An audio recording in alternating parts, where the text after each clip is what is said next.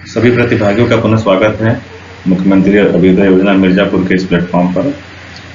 आज आधुनिक भारत के इतिहास की अपनी इस कक्षा में हम लोग सिख राज्य कैसे सिख धर्म सिख राज्य के रूप में परिवर्तित होता है और फिर कैसे वह राज्य एक साम्राज्य के रूप में चेंज होता है और फिर अंततः कैसे अंग्रेजों के साथ उसका संघर्ष होता है और वो सिख राज्य की समाप्ति हो जाती है। तो ये सारी चीज़ आज के इस लेक्चर में हम लोग कवर करने का प्रयास करेंगे। तो आइए सबसे पहले देखते हैं कि सिख धर्म की शुरुआत कब से हुई है। सिख धर्म की शुरुआत हम सभी लोग जानते हैं कि भक्ति आंदोलन के दौरान 15वीं सदी में गुरु नानक द्वारा इसकी स्थापना की गई, या हम लोग कह सकते हैं कि सिख धर्म के जो प्रवर्तक हैं वो गुरु नानक थे। और थोड़ा सा कुछ चीज़ें फैक्चुअल कभी कभी एग्जाम में पूछ लेता है कि जैसे गुरु नानक आपके सिकंदर लोधी, चैतन्य महाप्रभु एवं कबीर दास के समकालीन थे। कई बार आपके इसमें से क्वेश्चन पूछने को आते हैं कि किसके समकालीन थे। आप लोग को एक बात बताना चाहूँगा मैं कि सिख धर्म के ऊपर या भक्ति आंदोलन के ऊपर जो उसका आध्यात्मिक पक्ष है या जो उसका बौद्धिक पक्ष है, जब हम लोग भक्ति आंदोलन पढ़ेंगे तो उसमें डिटेल में इसकी चर्चा फिर से करेंगे हम लोग। यहाँ हम लोग कुछ बेसिक चीज़ें जान करके आगे बढ़ जाएंगे। तो गुरु नानक आपके सिकंदर लोधी, चैतन्य महाप्रभु और कबीर दास के समकालीन थे। इनका जन्म तलवंडी में 1469 ईस्वी में हुआ है आपका। इनको कालीबी नदी किनारे ज्ञान की प्राप्ति हुई है। और जो गुरु नानक के उपदेश हैं उनके उपदेश गुरु ग्रंथ साहिब। अब गुरु ग्रंथ साहिब आप लोग जानते होंगे कि यह सिख धर्म का पवित्र धर्म ग्रंथ है। गुरु ग्रंथ साहिब का एक सेक्शन है, एक भाग है जपूजी, उसमें गुरु नानक के उपदेशों का संग्रह आपको मिलता है। अब देखिए, अब सिखों के जो प्रथम गुरु हैं वो गुरु नानक माने जाते हैं। गुरु नानक ने अपने उत्तराधिकारी अपना उत्तराधिकारी अपने शिष्य लहना को बनाया, जो बाद में गुरु अंगद के नाम से विख्यात हुआ। और यहीं से आपका सिख धर्म में गुरु परंपरा की शुरुआत होती है। हम सभी लोग जानते हैं कि सिख धर्म में 10 गुरु हुए हैं आपके, इसीलिए सिख धर्म में गुरु परंपरा की शुरुआत मानी जाती है आपके यहीं से। अब देखिए, इसमें सबसे पहले धर्म गुरु कौन है आपके, इनके जो सिख गुरु हैं वो गुरु नानक है। अब हम लोग को इसमें बस देखना ये है कि किस सिख गुरु के अंतर्गत कौन से प्रमुख कार्य हुए हैं। कभी कभी आपसे एग्जाम में पूछ लेता है, मैच करने के लिए पूछ सकता है आपसे। तो गुरु नानक 1469 से 1538 ईस्वी का समय इनका है। सबसे प्रमुख इंपॉर्टेंट ये आपके सिख धर्म के प्रवर्तक हैं। और लंगर जो काफी आपका फेमस है सिख धर्म के अंतर्गत, उस लंगर की शुरुआत गुरु नानक के द्वारा ही की गई। फिर आपके दूसरे गुरु आते हैं गुरु अंगद। गुरु अंगद को गुरु नानक ने अपना उत्तराधिकारी घोषित किया था कि भाई मेरे बाद मेरा उत्तराधिकार गुरु अंगद को मिलेगा। अब गुरु अंगद के समय की क्या चीजें हैं, इन्होंने लंगर व्यवस्था को स्थायी कर दिया, यानी उन्होंने शुरू किया था, इनके काल से लंगर व्यवस्था आपके स्थायी हो गई। गुरुमुखी लिपि, जिस लिपि में लिखा गया है आपका गुरु ग्रंथ साहिब, एक नई लिपि की इन्होंने शुरुआत की। अब इनके साथ एक फैक्ट और जुड़ा हुआ कि कन्नौज का युद्ध जिसमें शेरशाह से हुमायूं हार जाता है, उस युद्ध में हार के बाद हुमायूं ने गुरु अंगद से भेंट की थी। ठीक, ये एक फैक्ट आपका है। फिर इसके बाद तीसरे गुरु आते हैं गुरु अमरदास, 1552 से 1574 ईस्वी के आसपास। ये देखिए अकबर के समकालीन, देखिए अकबर के समकालीन आपके 3 गुरु हैं आपके, गुरु अमरदास भी हैं, गुरु रामदास भी और गुरु अर्जुन देव भी हैं आपका। तो पहले जो है वो गुरु अमरदास हैं। इनका मेन काम क्या है इनके समय में कि इन्होंने सिख धर्म के प्रसार के लिए, भाई सिख धर्म स्थापित हो चुका है, अब उस धर्म के प्रचार प्रसार के लिए उन्होंने 22 गद्दी, आप उसको पीठ भी कह सकते हैं, इन्होंने 22 गद्दी या 22 स्थानों पर अपने धर्माधिकारियों को भेजा या अपने लोग को भेजा कि आप जाइए वहां पर सिख धर्म का प्रचार प्रसार कीजिए। एक फैक्ट और इनके साथ है कि गोविंदवाल में अकबर से इनकी भेंट हुई थी। ठीक, अब देखिए चौथे गुरु जो है वो गुरु रामदास हैं। इनका समय 1574 से 1581 ईस्वी के आसपास है। अब ये जो है ये गुरु अमरदास के शिष्य भी थे और उनके दामाद भी थे। यहाँ देखिए आपका थोड़ा घरेलू मामला हम लोग को समझ में आएगा इसमें कि ये गुरु अमरदास के शिष्य भी हैं और गुरु अमरदास के दामाद भी हैं। इनको अकबर ने 500 बीघा भूमि जो दी थी उसी पर अमृतसर शहर की स्थापना हुई है। बहुत इंपॉर्टेंट आपका है किस गुरु के समय अमृतसर शहर की स्थापना हुई है, तो गुरु रामदास के समय से हुई है।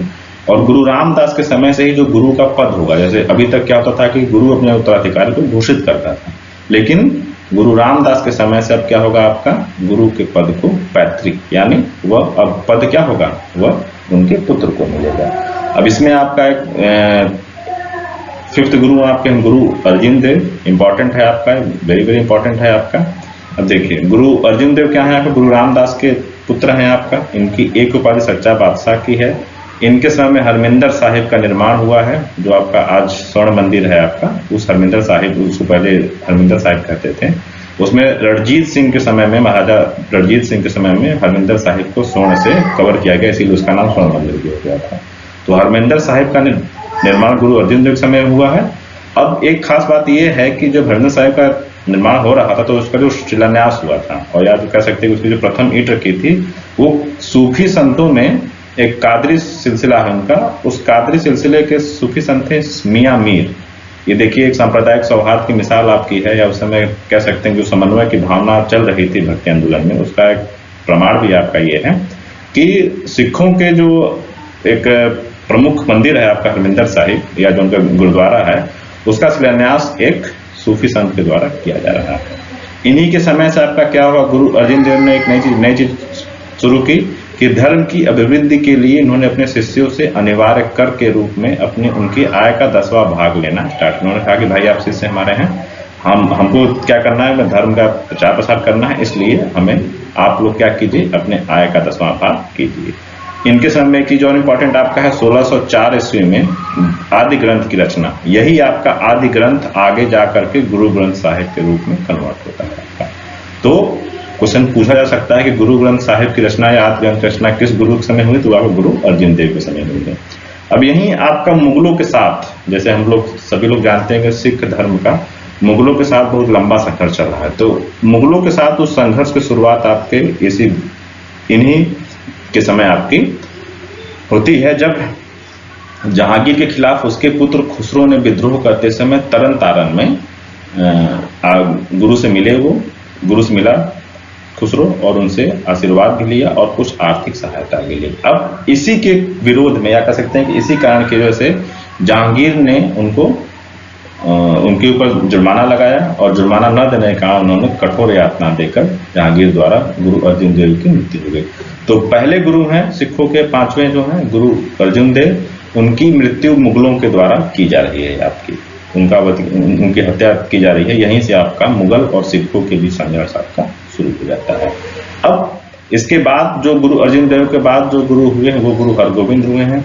अब जब अर्जुन देव देख रहे थे कि भाई अब क्या हो रहा है, संघर्ष स्टार्ट हो गया हमारा मुगलों के साथ, और अब हमारे ऊपर हमले भी हो रहे हैं, तो उन्होंने अपने पुत्र हरगोविंद को आदेश दिया कि जब तुम गद्दी पर बैठना तो तुम सशस्त्र होकर के बैठना। यानी यही सबका क्या है, सिखों का शस्त्रीकरण या सिखों का सैनिकीकरण आपका होना इन्हीं गुरु के समय से आपका स्टार्ट होता है, जिसका प्रूफ है आपका कि उन्होंने अपने पुत्र को आदेश दिया कि तुम स्वयं सशस्त्र होकर के गद्दी पर बैठो। इसके बाद आपके 6वें गुरु हैं गुरु हरगोविंद। गुरु हरगोविंद आपका इनका भी समय इंपॉर्टेंट का है।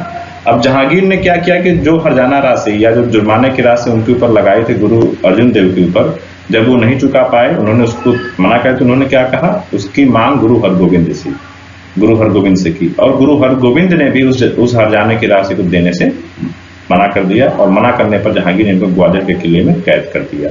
अब इसके बारे में हमने पहले ही बताया कि ये पहले गुरु हैं जिन्होंने शस्त्र धारण किया है, और इन्होंने अपने शिष्यों से कहा कि भाई अब तुम धन के बदले हमें अस्त्र शस्त्र करो। ये भी देखिए आपका सिखों के सैनिकीकरण या सिखों के चेंज हो रहे हैं, मतलब उनका जो चरित्र है, क्योंकि धर्म के रूप में स्टार्ट हुए हैं तो आपके धर्म गुरु, लेकिन अब क्या हो रहा है आपका, अब ये लोग एक सैनिक जाति के रूप में या एक सैनिक संप्रदाय के रूप में यहीं से आपका चेंज हो रहे हैं। उन्होंने कहा कि भाई तुम हमें धन के बदले अस्त्र शस्त्र भेंट करो, ठीक।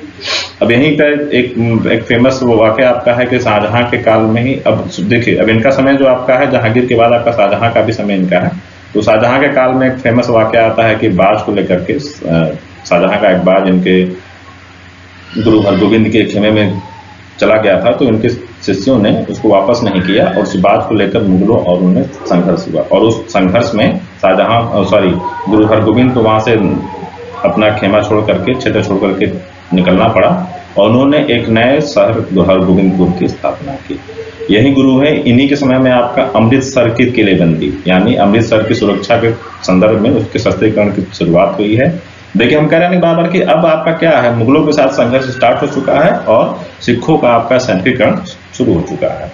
अब इन्होंने क्या है, अमृतसर और लाहौर का युद्ध होता है मुगलों के साथ, उसमें इनको सफलता मिलती है, लेकिन करतारपुर के युद्ध में इनकी हार होती है। और कश्मीर में इन्होंने एक नए नगर की स्थापना की थी किरतपुर की। वह उसी किरतपुर में इनकी मृत्यु हो जाती है। अब देखिए, अब गुरु अर्जुन देव ने हरगोविंद को कहा था कि भाई तुम जब बैठना है तो सशस्त्र होकर के बैठना।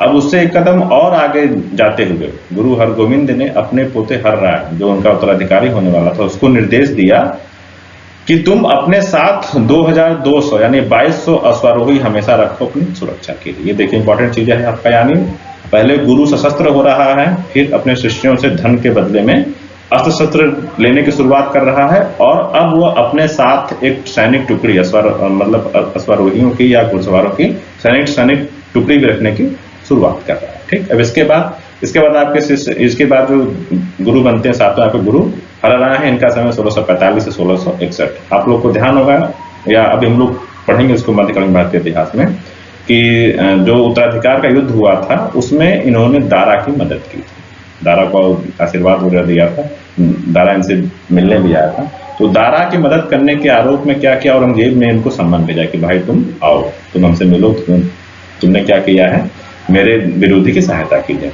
तो गुरु हरराय ने स्वयं न जाकर के अपने पुत्र राम राय को भेजा, और राम राय गए तो उन्होंने कुछ ऐसा कार्य किया जिससे कि औरंगजेब खुश हुए, और जो उन्होंने कार्य किया वो हरराय के आदर्शों के विपरीत था। इसीलिए गुरु हरराय ने अपने पुत्र राम राय को अपना उत्तराधिकारी घोषित नहीं किया, बल्कि अपने पुत्र, जो उनका दूसरा पुत्र है हरकिशन, को अपना उत्तराधिकारी घोषित किया। हम देखते हैं कि अब यहाँ पर गुरु की गद्दी के लिए पहली बार संघर्ष की नौबत आपकी आती है। यहाँ पर कुछ विवाद आपके होते हैं जिसमें औरंगजेब का हस्तक्षेप भी होता है, और औरंगजेब के हस्तक्षेप से उनके जो दूसरे पुत्र हरकिशन है वो उत्तराधिकारी के रूप में गद्दी पर बैठते हैं। अब राम राय को संतुष्ट करने के लिए औरंगजेब ने उनको कहा कि भाई हम तुमको देहरादून में भूमि, काफी बड़ा क्षेत्र उनको दे दिया, और वहीं पर उन्होंने अपना मठ वगैरह बनाया, और वहीं आपका जो मठ बनाया उनका जो संप्रदाय है वो रामराय संप्रदाय के रूप में फेमस हो गया।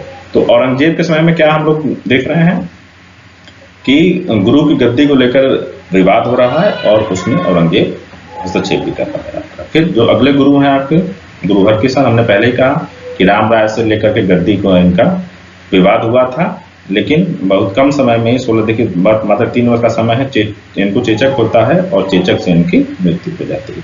तो इस प्रकार आपके 8 गुरु का काल आपका इस तरीके से बीत जाता है। अब जो 9वें गुरु हैं आपके, अब देखिए यहाँ से चीजें और थोड़ी मुगलों के साथ जो संघर्ष इनका चल रहा है वो थोड़ा सा और कड़ा होना स्टार्ट हो जाएगा। जो सिखों के 9वें गुरु हैं गुरु तेग बहादुर। अब देखिए अब जो गुरु तेग बहादुर हैं यह 6वें गुरु हरगोविंद के पुत्र हैं। ध्यान दीजिए, पोता पहले बाबा वो धर्मगुरु या सिखों का गुरु बन चुका है, और पुत्र जो है बाद में बन रहा है आपका। तो यह गुरु हरगोविंद के सबसे यंगेस्ट पुत्र थे। इनकी एक संज्ञा बाकला बाबा की है। अब बाकला बाबा की संज्ञा के साथ क्या है मामला जुड़ा हुआ है आपका, बाकला एक क्षेत्र का नाम आपका है।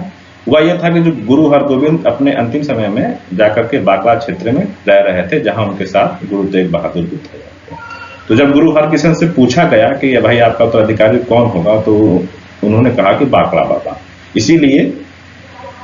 इसीलिए आपका इनको गुरु तेग बहादुर को बाकला बाबा की संज्ञा भी दी जाती है। अब चूंकि गुरु ने स्पष्ट रूप से नहीं कहा था गुरु हरकिशन ने, इसलिए गद्दी के कई दावेदार आपके सामने आएंगे और सब कहने लगे कि भाई हम ही जो है क्या है बाकला बाबा है। तो उस विवाद का समाधान होता है।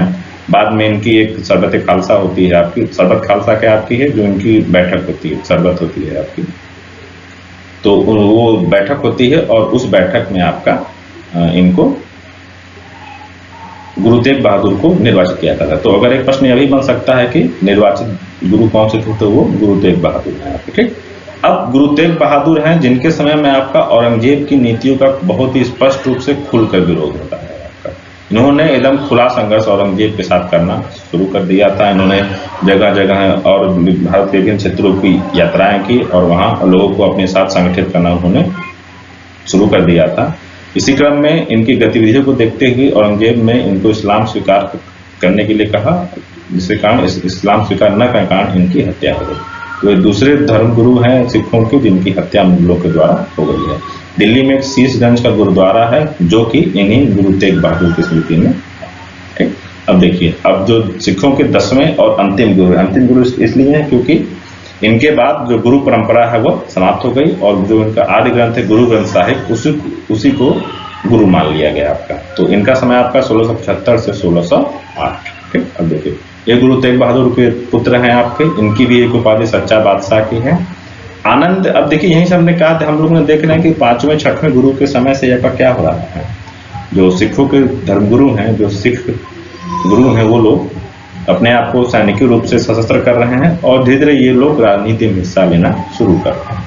अब हुआ क्या था कि आनंदपुर में रहने के दौरान गुरु गोविंद सिंह ने स्थानीय राजनीति में हिस्सा लेना, उन्होंने स्थानीय राजनीति में हिस्सा लिया था और इन्होंने क्या किया, सिखों को संगठित करने के लिए, भाई जो सिख थे आपके अलग अलग हैं आपके, तो सिखों को संगठित करने के लिए दल खालसा की स्थापना की 1699 ईस्वी में। दल का मतलब सब लोग जानते हैं, खालसा जो शब्द आपका है, एक शब्द है खालिस, खालिस का मतलब होता है प्योर, शुद्ध। तो जो शुद्ध लोग हैं उन्हीं को मिलाकर के दल खालसा की स्थापना की।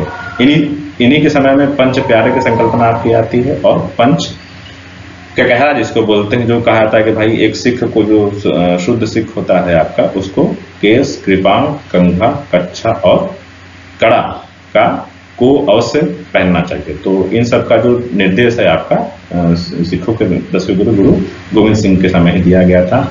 इन्होंने कहा था भाई पुरुषों को सिंह की उपाधि और स्त्रियों को कौर की उपाधि धारण करनी चाहिए। अब देखिए इनके समय में जो मुगलों से संघर्ष होता है वो और ज्यादा खुल करके सामने आता है। अब ये पहले गुरु हैं जो कह रहे हैं कि हमें मुगलों को भारत से मिटा देना चाहिए, यानी ये मुगलों की पूरे तरीके से समाप्ति की बात करने की बात करते हैं। इसी क्रम में उन्होंने क्या किया, एक बड़ी सेना का निर्माण भी किया और सेना का निर्माण करने के बाद मुगलों के साथ कई बार इनका युद्ध होता है। आनंदपुर का प्रथम और द्वितीय युद्ध होता है जिसमें इनको जीत मिलती है, लेकिन चकमोर का युद्ध, आनंदपुर के प्रथम युद्ध, द्वितीय युद्ध, चकमोर के युद्ध में इनको जीत मिलती है। लेकिन 1705 में अंतिम में खिदराना का भी युद्ध होता है जिसमें इनको, मतलब वो युद्ध आपका निर्णायक नहीं है। अब इसी युद्ध के बाद आपका इनके दो पुत्रों, आप लोग अक्सर सुनते आते हैं कि गुरु गोविंद सिंह के दो पुत्रों को दीवार में जिंदा चुनवा दिया गया था, तो उनके वो दो पुत्र हैं जोरावर सिंह और फतेह सिंह। अब चूंकि खामी का काफी चर्चित वाकया है आपका, तो कभी भी आपसे यह नाम पूछा जा सकता है। तो जोरावर सिंह और फतेह सिंह है। और दूसरी तरफ चमकौर के युद्ध में आपका इनके दो पुत्र अजीत सिंह और जुवार सिंह मारे भी गए थे। ठीक, तो इनके 4 पुत्र थे, इनमें से आपके जोरावर सिंह फतेह सिंह को जिंदा चुनवा दिया गया और 2 पुत्र इनके मारे गए। इनकी आत्मकथा का नाम है विचित्र नाटक। अब देखिए इन्होंने क्या किया था, आदि ग्रंथ में गुरु तेग बहादुर की रचनाओं को शामिल किया है। अब इसे प्रश्न पूछा जा सकता है कि भाई जब 5वें धर्मगुरु के समय आपकी रचना हो रही आदि ग्रंथ की, तो यह आपको एक स्टेटमेंट दे सकता है कि गुरु ग्रंथ साहिब या आदि ग्रंथ की रचना सिखों के 5वें गुरु अर्जुन देव के समय में हुई, और एक दूसरा स्टेटमेंट दे सकता है कि इसमें इस आदि ग्रंथ में गुरु तेग बहादुर की रचनाओं को भी शामिल किया गया। तो एक तरीके से आपको अगर ये फैक्ट नहीं पता है आपको, तो ये आपको कंट्राडिक्टरी लगेगा और आप केवल एक प्रश्न को सही मानकर, एक कथन को सही मान करके उस प्रश्न को गलत कर देंगे। तो गुरु गोविंद सिंह ने तेग बहादुर की रचनाओं को भी आदि ग्रंथ में शामिल किया और वहीं से आपका यह ग्रंथ जो है गुरु ग्रंथ साहिब के नाम से जाना जाएगा। अब औरंगजेब की मृत्यु के बाद जो शासक बनता है बहादुर शाह, वह इनसे मिलता है और इनको 5000 का जात और 5000 का मनसब भी प्रदान करता है। लेकिन कुछ समय बाद नांदेड़ में एक पठान अजीम खान द्वारा इनकी हत्या कर दी जाती है और इनकी हत्या के बाद गुरु परंपरा यहीं पर आपकी समाप्त हो जाती है और आपका इनको गुरु ग्रंथ साहिब को ही सिखों का धर्मगुरु मान लिया जाता है। ठीक है, देखिए अभी तक हम लोगों ने देखा कि किस प्रकार जो सिख धर्म है वो सिख धर्म कैसे उसका सैनिकीकरण हो रहा है और शस्त्रीकरण उसमें धीरे धीरे बढ़ता जा रहा है और उत्तरोत्तर मुगलों के साथ जितना संघर्ष होता जाएगा उतने ही ज्यादा मात्रा में उनका सैनिकीकरण बढ़ता जाएगा। तो हम लोग देखते हैं कि अब आपका लगभग आपके 1707-8 ईस्वी तक यह स्पष्ट हो चुका है और खुल करके पंजाब के क्षेत्र में इनका संघर्ष मुगलों के साथ सिखों का चल रहा है। अब होगा क्या आपका गुरु, चूंकि हमने पहले बताया कि गुरु गोविंद सिंह ने कह दिया था कि अब मेरे मरने के बाद कोई गुरु नहीं होगा, अब आप गुरु ग्रंथ साहिब को ही अपना गुरु मान करके उसी के अनुसार अपना आगे की कार्रवाई को आगे बढ़ाएंगे। ठीक, तब इन्होंने क्या किया था, इनके समय में आपका इनका एक शिष्य हुआ बंदा बहादुर। अब बंदा बहादुर बहुत फेमस है आपका। बंदा बहादुर को सिख राज्य का संस्थापक भी कहा जाता है और सिखों का प्रथम राजनीतिक नेता। देखिए अभी तक क्या है, जो धर्म गुरु हैं आपके, वो लोग, उनकी संज्ञा गुरु की, वो लोग युद्ध भी कर रहे हैं, सब कुछ कर रहे हैं, लेकिन अभी तक क्या है, वो लोग गुरु हैं, वो कोई राजनीतिक व्यक्ति, कोई क्षेत्र स्थापित करने का प्रयास उन लोगों ने अभी तक नहीं किया। वो संघर्ष कर रहे हैं, अपने लिए संघर्ष कर रहे हैं, सिखों के लिए संघर्ष कर रहे हैं, लेकिन अभी क्षेत्र के लिए या राज्य के लिए कोई संघर्ष उनका नहीं है। लेकिन बंदा बहादुर जो गुरु गोविंद सिंह के शिष्य हैं आपके, इनको सिखों का, सिख राज्य का संस्थापक और सिखों का प्रथम राजनीतिक नेता कहा जाता है। अब हुआ क्या था आपका कि गुरु गोविंद सिंह ने ही इनको राजनीतिक नेतृत्व प्रदान किया था, बंदा बहादुर को। आपका बंदा बहादुर का बचपन का नाम आपका, एक नाम इनका लक्ष्मण देव है, एक नाम माधव दास बैरागी भी आपका है। और जब गुरु गोविंद सिंह ने इनको 5 तीर दिए और 5 सिख के साथ इनको भेजा कि भाई तुम जाओ और पंजाब के क्षेत्र में राजनीतिक नेतृत्व करो, और जो उस क्षेत्र के सिखों को भी उन लोगों ने, इन्होंने, गुरु गोविंद सिंह ने संदेश दिया कि भाई अब से बंदा बहादुर आपका नेता रहेगा। तो उन्होंने 5 तीर और 5 सिख के साथ राजनीतिक प्रमुख बनाकर पंजाब जब भेजा, तो इनका एक और नाम आपका पड़ गया गुरु बख्श सिंह आपका। ठीक है, तो अब देख रहे हैं हम लोग क्या है, बंदा बहादुर। इनका जो मुख्य समय आपका 1708 से 1716 ईस्वी के बीच लगभग 8 वर्षों तक इन्होंने मुगलों के साथ बहुत ही कठोर संघर्ष किया आपका। उन्होंने कई युद्ध लड़े उन्होंने वहां पर। इनकी एक सबसे महत्वपूर्ण उपलब्धि है, सरहिंद के सूबेदार, सरहिंद आपका मुगलों का क्षेत्र है, सरहिंद के सूबेदार वजीर खां को हराकर, ये समय इनका आपका 1710 ईस्वी का है, सरहिंद के सूबेदार वजीर खां को हराकर इन्होंने वास्तविक रूप से एक सिख राज्य की नींव डाली। वो क्षेत्र आपका कौन सा है, सरहिंद है। आपको एक चीज और मैं ऐड करना चाहूंगा इसमें कि जो सरहिंद का सूबेदार वजीर खां था, इसकी सहभागिता थी गुरु गोविंद सिंह के पुत्रों को मारने में। तो सरहिंद के वजीर को इन्होंने हराया और सरहिंद में इन्होंने कह सकते हैं कि सिख राज्य की, पहला जो सिख राज्य आपका, वहां पर उसकी स्थापना होती है। अब इन्होंने क्या किया भाई, सरहिंद को तो जीत लिया इन्होंने क्या किया, हिमालय की तलहटी में एक क्षेत्र को अपना लौहगढ़, जिसका नाम रखा है इन्होंने, लौहगढ़ को अपनी राजधानी बनाया। और सरहिंद के 28 परगनों में इन्होंने से भाई जब सरहिंद पर अपना अधिकार कर लिया, तो उन्होंने क्या किया, इन्होंने अपने अधिकारी नियुक्त किए, उसमें अपने कर्मचारी नियुक्त किए, गुरु नानक और गुरु गोविंद सिंह के नाम के सिक्के चलाए और उनकी एक मुहर बनाई। यानी हम लोग देख रहे हैं कि जो राज्य का जो स्वरूप होता है पूरा, जो राज्य के प्रतीक होते हैं कि भाई राज्य की एक राजधानी होती है, उसका सिक्का होता है, मुहर होता है और उसके अधिकारी और कर्मचारी होते हैं, वो सारी चीजें आपका यहाँ पर आपको देखने को मिलती है। इसीलिए हम कहते हैं कि बंदा बहादुर जो सिखों का प्रथम राजनीतिक नेता है और सिख राज्य का संस्थापक है। इन्होंने क्या किया, जमींदारी का उन्मूलन किया और किसानों को वहाँ का उनके क्षेत्रों पर मालिकाना हक दिया। ठीक है, तो इस प्रकार हम लोग देखते हैं कि बंदा बहादुर के समय में जो सिख धर्म है, जो सिख लोग हैं आपके, ये लोग अब पूर्णतः या कह सकते हैं काफी हद तक राजनीतिक क्षेत्र में एंट्री कर चुके हैं और अब इनकी जो भूमिका है वह धार्मिक से बढ़ करके राजनीतिक हो गई है। अब देखिए होगा क्या आपका, अब इसमें हम लोग देख रहे हैं कि 1707 ईस्वी के बाद से क्या आपका है, मुगल साम्राज्य का पतन होना आपका शुरू हो गया। जब मुगल साम्राज्य पतनशील अवस्था, तो जाहिर सी बात है क्या आपका, जब केंद्रीय शासन कमजोर है आपका, तो जिसको जहां भी मौका मिलेगा वह अपने आप को वहां मजबूत करना शुरू कर देगा। ठीक है, तो मुगल साम्राज्य की यह समय क्या है आपका, मुगल साम्राज्य की पतनशील अवस्था भी है। अब शुरू से ही क्या हुआ है, इन लोगों ने सिखों के ऊपर अत्याचार किया है। तो जब किसी कौम के ऊपर या किसी संप्रदाय के ऊपर अत्याचार होता है, तो वो क्या करते हैं, अपने अत्याचारों का बदला लेने के लिए भी और अत्याचारों को, भविष्य में अत्याचारों को रोकने के लिए भी अपने आप को संगठित और मजबूत करने लगती है। और इसी समय फिर हम लोग देखते हैं कि 1739 ईस्वी में नादिर शाह का आक्रमण होता है और फिर उसके बाद आपका अहमद शाह अब्दाली के कई आक्रमण होते हैं। और अहमद शाह अब्दाली जितनी बार भी भारत आता है आपका, वह पंजाब के क्षेत्र से ही आता है, आपका उत्तर पश्चिम सीमा से ही आता है। तो ये विदेशी आक्रमण भी हो रहे हैं आपके। तो इन सबसे क्या हो रहा है आपका, पंजाब की स्थिति काफी अराजक हो जा रही है। जब पंजाब की स्थिति जब अराजक हो जा रही है, तो उस अराजक स्थिति में सिखों ने क्या किया, धीरे धीरे क्या किया, स्वयं को, अपने आप को संगठित करना शुरू कर दिया। अब देखिए, मजबूत और संगठित करने का एक कारण और भी है कि भाई वहां पर अराजकता है, शांति व्यवस्था नहीं है आपकी वहां पर। जब शांति व्यवस्था नहीं है और केंद्रीय शासन आपकी रक्षा नहीं कर पा रहा है, तो आपको अपनी रक्षा क्या करनी है, स्वयं करनी है। और आप अपनी रक्षा स्वयं तभी कर पाएंगे जब आप स्वयं मजबूत होंगे। तो इन कई कारणों की वजह से क्या होगा, आपका पतनशील अवस्था, उनके अत्याचारों और विदेशी आक्रमणों का लाभ उठाकर सिखों ने क्या किया, धीरे धीरे और अपने आप को संगठित करना शुरू किया। अब इसी में बंदा बहादुर के बाद एक फेमस नाम और आपका आता है कपूर सिंह, जिनको नवाब कपूर सिंह भी कहा जाता है आपका।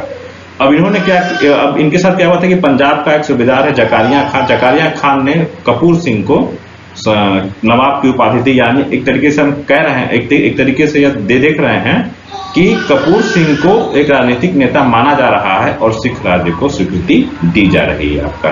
कपूर सिंह के समय में ही आपका एक फेमस चीज होती है, दल खालसा का निर्माण होता है आपका। दल खालसा ये इंपॉर्टेंट चीज आपका है। दल खालसा ये वही है आपका कि जो जितने भी सिख लोग हैं उनको संगठित करने का एक प्रयास, उनको और ज्यादा मजबूत बनाने का एक करके उनके साथ एक प्रयास आपका किया जाता है। अब यही जो अब इस दल खालसा का नेतृत्व आपका कालांतर में जस्सा सिंह भी एक फेमस नेता होंगे इनके। यानी जो इनका जो कंसोलिडेशन का टाइम फेज है आपका, ये जो राजनीतिक रूप से संगठित होने का समय आपका है, मुख्य रूप से 1707 ईस्वी के बाद से 1799 ईस्वी तक हम इसको मान सकते हैं। तो उस समय तक आपका देखेंगे उसमें 3 नाम फेमस है। बंदा बहादुर का नाम फेमस है आपका, फिर उसके बाद कपूर सिंह का, और उसमें एक नाम आपका है जस्सा सिंह का। तो इन लोगों ने क्या किया है, सिख राज्य को राजनीतिक रूप से संगठित किया है और सिख राज्य को विस्तार किया। अब देखिए जस्सा सिंह की जो एक उपाधि आपकी है सुल्तान कौम की भी है, और इनके कार्यकाल का एक बहुत मेजर कार्य है लाहौर पर अधिकार करना। लाहौर एक कह सकते हैं कि पंजाब का हार्टलैंड है। लाहौर पर उन्होंने अधिकार किया और बादशाह की उपाधि धारण की। यानी इस तरीके से क्या है आपका स्पष्ट रूप से सिख राज्य अब आपके कह सकते हैं कि सामने आ रहा है।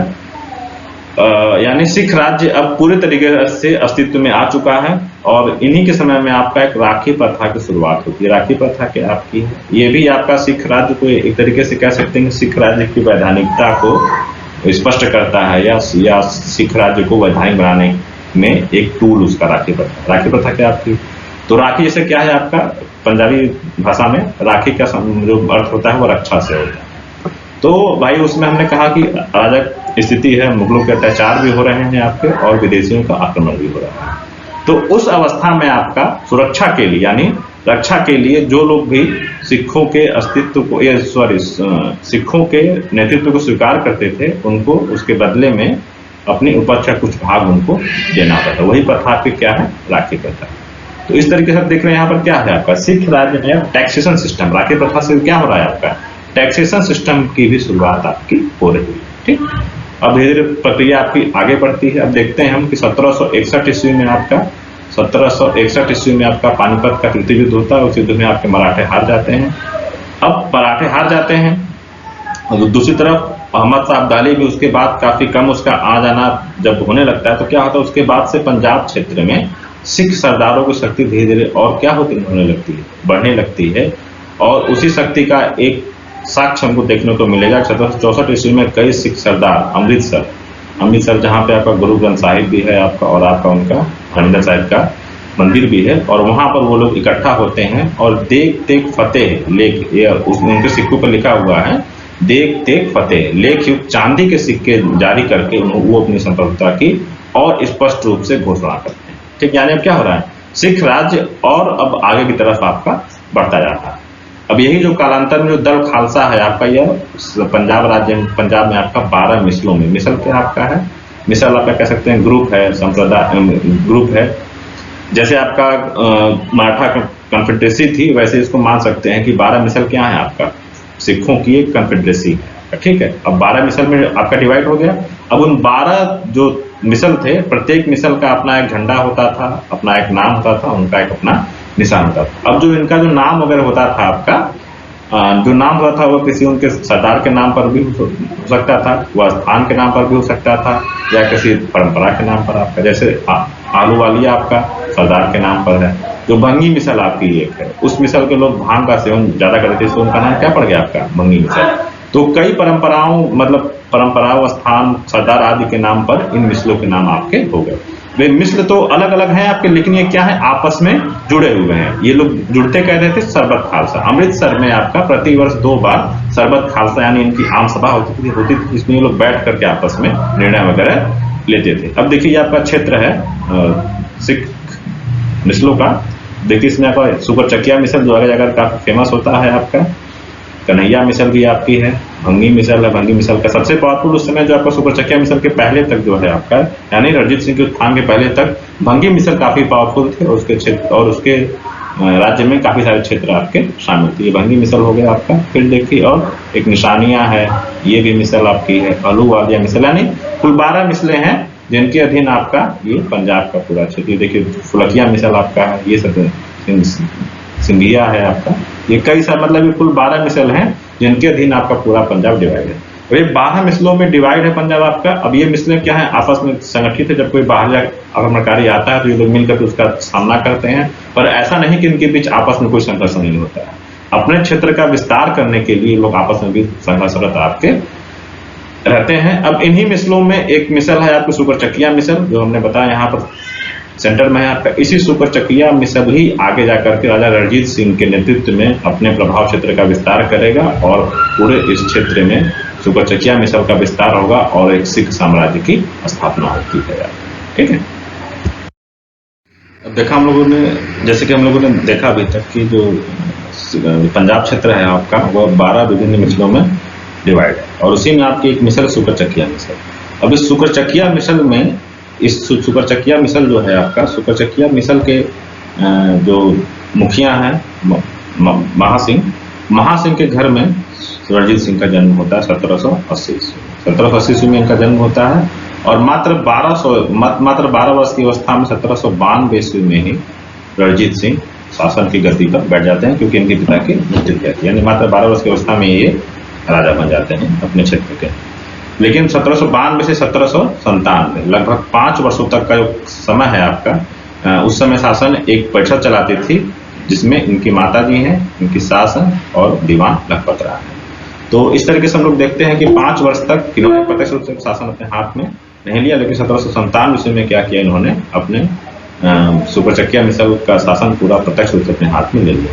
अब इसी समय आपका अहमद शाह अब्दाली का पोता जो है जमान शाह, उसका पंजाब क्षेत्र पर आक्रमण होता है। अब इसके संबंध में कई इतिहासकार कहते हैं कि उसने 3 साल लगातार आक्रमण किया, 1797, 98 और 99, और तीनों ही साल उस आक्रमण का सफल प्रतिरोध जो है रणजीत सिंह ने किया। यानी उसने आपस में सबको संगठित करके अहमद शाह अब्दाली के पोते के खिलाफ संघर्ष किया और उसको जीतने उन्होंने नहीं दिया। अब इसी में कुछ इतिहासकार यह भी कहते हैं कि 1798-99 ईस्वी में जब अफगान शासक वापस जा रहा था, तो लौटते समय उसकी कुछ तोपें जो हैं चिनाब नदी में गिर जाती हैं। तो उन तोपों को रणजीत सिंह ने वापस जमान शाह के पास भिजवा दिया। उससे खुश होकर उसने कहा कि भाई तुम लाहौर पर अधिकार कर सकते हैं, और वहीं पर उनको राजा की उपाधि दे दी। तो अब इसमें 2 मत आपके दिख रहे हैं कि लाहौर पर जो अधिकार है वह जमान शाह की अनुमति से हुआ है, या रणजीत सिंह ने स्वयं अपने शक्ति के बल पर उस पर अधिकार किया है। तो हम लोग देखते हैं कि भाई जब वो जब जमान शाह का आक्रमण हो रहा है और वो वापस चला जा रहा है, कुछ इधर जीत नहीं पा रहा है, तो ज़्यादा सर्वमान हम लोग को यही समझ में आता है कि जो लाहौर पर अधिकार है वह राजा रणजीत सिंह ने अपनी शक्ति के बल पर किया है। उसमें उसकी अनुमति की कोई बहुत ज़्यादा वैल्यू आपके यहाँ पर नहीं दिखती है। अब वो लाहौर पर अधिकार करेंगे राजा रणजीत सिंह, और 1801 ईस्वी में महाराजा की उपाधि धारण करेंगे, और यहीं से आपका सिख साम्राज्य का उद्भव आपका शुरू होता है। तो 1799 में फिर इसका क्षेत्रीय विस्तार आपका धीरे धीरे स्टार्ट होता है। आपका जो मैप में हम लोग देख रहे हैं आपका, इसकी ये सीमा है पेशावर, उत्तरी सीमा श्रीनगर है आपकी, पेशावर और अटक आपकी इसकी उत्तर पश्चिमी सीमा है आपकी, दक्षिण में आपका मुल्तान है, और इधर आपका है सतलज। ये सतलज नदी जो है हम लोग देखेंगे इसको क्यों ये इनकी दक्षिणी सीमा है। तो ये पूरा जो क्षेत्र है आपका, ये राजा रणजीत सिंह की साम्राज्य का क्षेत्र है आपका। अब देखिए इनको हम लोग 5 नदियों के क्षेत्र में भी समझ सकते हैं, क्योंकि भाई पंजाब को पंचनद क्षेत्र यानी 5 नदियों का क्षेत्र कहा जाता है आपका, जिसमें इंडस रिवर मुख्य रूप से सिंधु नदी है, उसकी सहायक नदियां हैं आपकी, ये झेलम है, चेनाब है, रावी है, सतलज है और ब्यास नदी है। तो इन पूरे 5 नदियों के बीच के क्षेत्र ही आपका क्या है, रणजीत सिंह का साम्राज्य है। तो 1799 ईस्वी में उन्होंने लाहौर पर अधिकार किया जो भंगी मिसल के पास था, और 1802 ईस्वी में अमृतसर को भी उन्होंने क्या किया, भंगी मिसल से छीन लिया। तो लाहौर पर अधिकार करना और अमृतसर पर अधिकार करना, यह एक बहुत बड़ी उपलब्धि इनकी, क्योंकि लाहौर सिखों की राजनीतिक राजधानी और अमृतसर आध्यात्मिक राजधानी या धार्मिक राजधानी कह सकते हैं। ये दोनों अधिकार में आने के बाद क्या होगा आपका, यानी अब सिख जो आसपास के जो मिसले हैं, इन्होंने क्या किया, इन्होंने धीरे धीरे राजा रणजीत सिंह को अपना राजा मानना शुरू कर दिया। अब राजा रणजीत सिंह ने क्या किया, किसी के साथ वैवाहिक संबंध बनाए, किसी के साथ मित्रता की संधि की और कई लोगों के साथ, कई मिसलों के साथ युद्ध किया। और अंततः क्या होगा आपका, इस पूरे क्षेत्र में राजा रणजीत सिंह का साम्राज्य आपका शामिल हो जाता है। अब देखिए यहाँ तक हो जाता है आपका। फिर अब ये क्या है, अभी तक क्या है आपका, सतलज के इस पार तक है। अब होगा क्या, पे कुछ क्षेत्र आप जैसे आपका देख रहे हैं ना, श्री हिंद का क्षेत्र है, अम्बाला है, लुधियाना इधर ही आपका है, जिंद है इधर आपका, फरीदाबाद है, ये लोग, ये भी क्षेत्र क्या आपके सिखों के ही आपके हैं, सिख रहते थे, इसमें आपके कुछ मिसले इधर भी थी। तो 1807, 8 ईस्वी, 9 ईस्वी, 1807, 6 और 8 तक इन्होंने क्या किया, कई बार प्रयास किया इधर भी हमला करने का, और कई राजाओं से इन्होंने, मतलब कई मिसलों से इन्होंने कर प्राप्त किया है और इनको अपने नियंत्रण में लिया, इनको अपने अधीन बनाया। अब समस्या क्या हो गया आपकी, 1809 ईस्वी में एक अमृतसर की संधि होती है, जिसको हम लोग अलग से डिटेल में पढ़ेंगे। इस अमृतसर की संधि के बाद सतलज के इस पार, सतलज के दक्षिण में राजा रणजीत सिंह का साम्राज्य विस्तार आपका हार्ड हो जाएगा, रोक दिया जाएगा। अब इनके पास क्या है, आपका पूरा ओपन ग्राउंड है पश्चिम में विस्तार करने के लिए आपका, ठीक है। तो इसी के बाद क्या होगा आपका, 1809 ईस्वी के बाद जो भी हम लोग उनके अभियान देखेंगे वो उत्तर की तरफ देखेंगे, सतलज नदी के उत्तर की तरफ। उसी क्रम में आप देखेंगे उसके बाद उन्होंने 1818 में मुल्तान को जीता इन्होंने, ये क्षेत्र आपका मुल्तान का है। 1819 में कश्मीर को जीता, 1834 में पेशावर को जीता और 1838 में लद्दाख को जीता। सॉरी 1836 ईस्वी आपका है ये, 1836 में इन्होंने लद्दाख को जीता। इस तरह हम देखते हैं कि 1836 में जब मुगल, जब रणजीत सिंह का साम्राज्य अपने पीक पर है, तब उसकी सीमाएं आपकी उधर पेशावर, श्रीनगर, इधर आपका मुल्तान तक और इधर आपका सतलज नदी तक आपकी है, ठीक है। तो ये आपका रणजीत सिंह का पूरा साम्राज्य है। अब इसमें हम लोग देखते हैं कि पूरा साम्राज्य का विस्तार इनका हो चुका है। तो अब मामला क्या है कि 1809 की संधि क्या है आपकी, ये बहुत इंपॉर्टेंट संधि आपकी है। 1809 की संधि में ऐसा क्या हुआ कि राजा रणजीत सिंह इधर विस्तार नहीं कर पाए, बल्कि केवल उत्तर की तरफ विस्तार हुआ। देखिए हम लोग देखते हैं इसमें कि राजा, अब इससे पहले थोड़ा सा हम लोग 1809 की संधि में को हम लोग देखेंगे कि भाई अंग्रेजों के साथ उनका क्या संबंध रहा है, और क्योंकि अंग्रेजों के साथ 1809 की संधि होती है तो उन दोनों पार्ट हम लोग एक साथ पढ़ेंगे। उसके पहले हम लोग देख लेते हैं राजा रणजीत सिंह का प्रशासन। तो हम लोग सभी लोग जानते हैं कि भाई जब कोई राजा या महाराजा बहुत सफल होता है या कोई साम्राज्य का निर्माण करता है, तो उसकी सफलता के पीछे बहुत ही प्रमुख भूमिका होती है आपकी उसके प्रशासन की। यानी उसका प्रशासन यदि अच्छा नहीं होता है या उसकी नीतियां अच्छी नहीं होती हैं या उस तरीके की नहीं होती कि वह एक साम्राज्य को पालन कर सके, तब वह किसी बड़े, मतलब उस राजा की सफलता, उस राजा को बहुत महत्वपूर्ण सफलता नहीं मिल पाती है। तो रणजीत सिंह की सफलता के पीछे क्या है, उनका प्रशासन है। देखिए अब राजा रणजीत सिंह की जो सरकार का नाम था वो सरकार खालसा था। अब सरकार खालसा का नाम आपका है या रहेगा तो आपका स्वेच्छाचारी शासन ही है, यानी राजतंत्र की व्यवस्था है आपकी, लेकिन हितकारी है आपका। हितकारी किस सेंस में है, जनता के हित में आपका है, इसलिए इसको हितकारी स्वेच्छाचारी शासन भी कहा जाता है। जो रणजीत सिंह का प्रशासन है वो 4 सूबों में आपका डिवाइड था, मुल्तान, लाहौर, कश्मीर और पेशावर। अब ये सूबे आपके परगने में डिवाइड थे और परगने आपके तालुके में डिवाइड थे, और तालुकों जो है आपके डिवाइड इसमें है ग्राम, यानी जो शासन सबसे निचली इकाई कौन सी आपकी, ग्राम की, ये उसका डिवीजन है आपका। आर्थिक नीति मेन होती है आपकी। इनके समय में कृषकों का विशेष ख्याल रखा जाता था। जब युद्ध वगैरह होते थे उस समय निर्देश होता था सेना को कि भाई खेती किसी की आप नष्ट मत कीजिए, और कृषकों के पास अवसर था कि वो एक सैनिक के रूप में भी सेना में शामिल हो सकते हैं। इनके समय भूमिका जो है 33 से 40% के आसपास था आपका। अब देखिए रणजीत सिंह की सफलता का जो सबसे मुख्य कारण है वो आपका है उनकी सेना। और रणजीत सिंह ने जो अपना सारा पूरा फोकस दिया, सबसे ज्यादा प्रायोरिटी किस चीज को रखी उन्होंने, सैन्य व्यवस्था पर। भाई चूंकि जो मध्यकाल, जो आपका मध्यकाल की आधुनिक काल का समय आपका है, और किसी भी शासक की या राजा की जो शक्ति होती है किस पर बेस होती है, सेना पर। इसलिए उन्होंने क्या किया, सेना पर सबसे ज्यादा फोकस किया। इन्होंने क्या किया, अपनी सेना को उन्नत बनाने के लिए, यानी अपनी सेना को मजबूत बनाने के लिए इन्होंने देखा कि भाई अच्छी सेना किसकी है, कंपनी की है। इन्होंने क्या किया, जो विदेशी कंपनियां थी उनकी पद्धति पर अपनी सेना का निर्माण किया। उनको उन्होंने क्या किया, अपनी सेना में कई विदेशी कमांडर रखे, और इसमें आप कह सकते हैं अमेरिका के, यूनान के हैं, आपके फ्रांस के हैं, स्पेन के हैं, कई देशों के कमांडर थे। लगभग 39 कमांडर हैं इनके पास, जो विविध मतलब भारत के बाहर के देशों के हैं।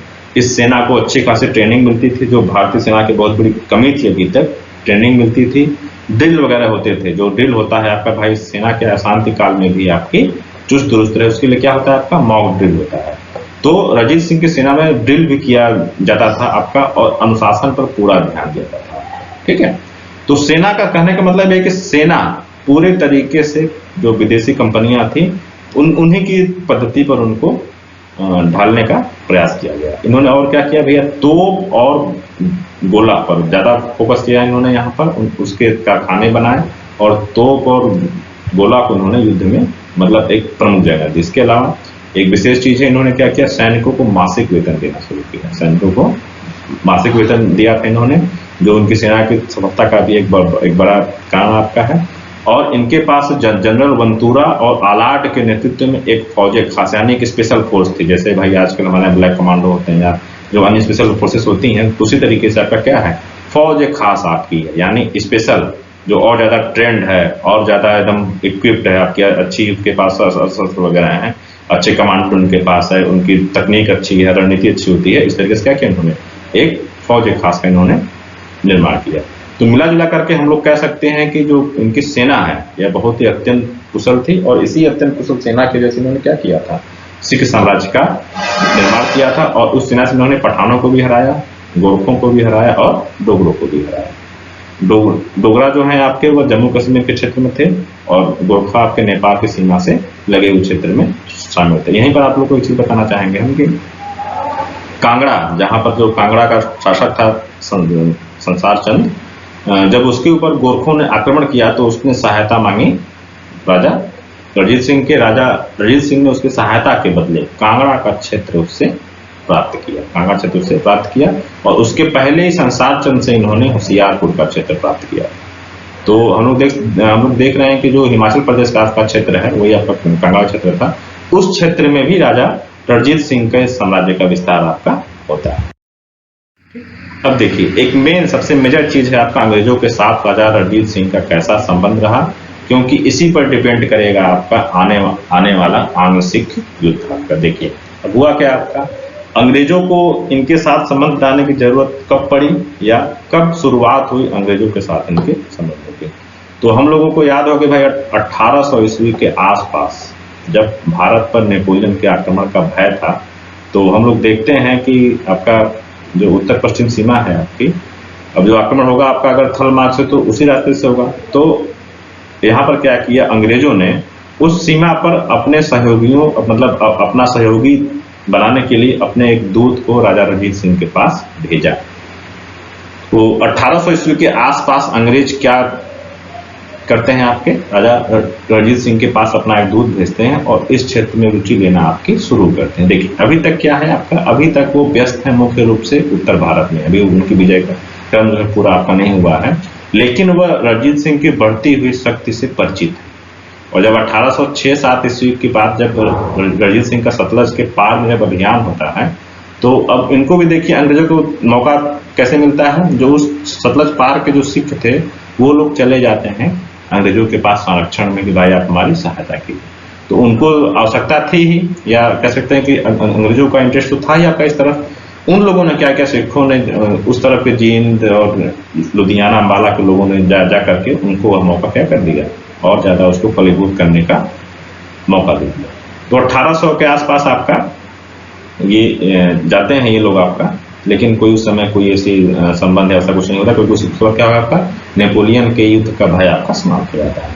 1805 ईस्वी में फिर से आपका अंग्रेजों का रणजीत सिंह के साथ संबंध स्थापित होता है, जब होलकर, हम लोगों ने देखा था कि जब सेकेंड एंग्लो मराठा वार चल रहा था तो होलकर भाग करके राजा रणजीत सिंह के क्षेत्र में गए थे, और उनसे क्या किया था, उन्होंने सहायता मांगी थी कि आप हमारे अंग्रेजों के खिलाफ सहायता कीजिए। लेकिन राजा रणजीत सिंह चूंकि उस समय वो व्यस्त थे अपने उत्तर की तरफ के अभियानों में, इसलिए उन्होंने क्या किया, होलकर की सहायता इन्होंने नहीं की। और राजा रणजीत सिंह इस बात को समझते थे कि यदि होलकर की सहायता करते हैं तो क्या होगा, हमें अंग्रेजों से सामना करने के लिए भी तैयार होना पड़ेगा। तो होलकर की सहायता उन्होंने उस समय नहीं की, लेकिन बाद में जनरल लेक, जिसने सेकेंड एंग्लो मराठा वार के समय उत्तर भारत का सफल अभियान किया था, जनरल लेक से इन्होंने 1806 ईस्वी में एक मित्रता के संधि पर हस्ताक्षर किए थे।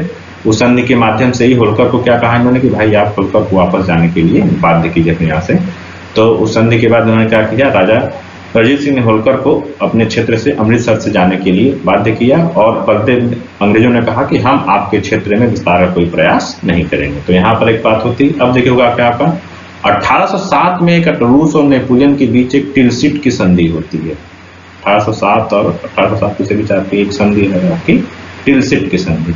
इस टिलसिट की संधि से आपका क्या होगा, अंग्रेजों को रणजीत सिंह के साथ संबंध बनाने की आवश्यकता और ज्यादा महसूस हुई। क्यों?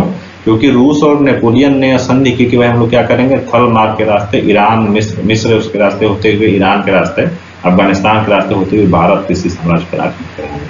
तो यदि उस रास्ते से आक्रमण होता है तो अंग्रेजों ने क्या सोचा कि भाई हमें उस क्षेत्र में अपना एक सहयोगी राज्य चाहिए जो हमारे लिए वहां पर युद्ध लड़ सके। इसीलिए उन्होंने क्या किया, चार्ल्स मेटकाफ को राजा रणजीत सिंह के पास संधि करने के लिए भेजा और कहा कि भाई आप हमारे साथ एक आक्रमणात्मक और रक्षात्मक संधि कीजिए। इस संधि में क्या होना था आपका कि यदि आपके ऊपर कोई आक्रमण करता है तो हम आपकी सहायता करेंगे, और हमारे ऊपर किसी का आक्रमण होता है तो आप हमारी सहायता कीजिए। अब उसमें होना क्या था का भाई, सिखों के ऊपर जो आक्रमण हो सकता था वो अफगानों का हो सकता था, तो उस युद्ध में अंग्रेज उनकी सहायता करते, और यदि रूस और नेपोलियन का जो सम्मिलित अभियान है वो अंग्रेजों के खिलाफ होता है तो राजा रणजीत सिंह अंग्रेजों की सहायता करेंगे। अब इसके बदले में क्या था, इसके बदले में इन्होंने कहा कि रणजीत सिंह ने कहा कि भाई हम ठीक है आपका वो मान लेंगे, लेकिन हमें क्या है कि सतलज के पार क्षेत्रों पर भी विस्तार हम अपना करना चाहेंगे।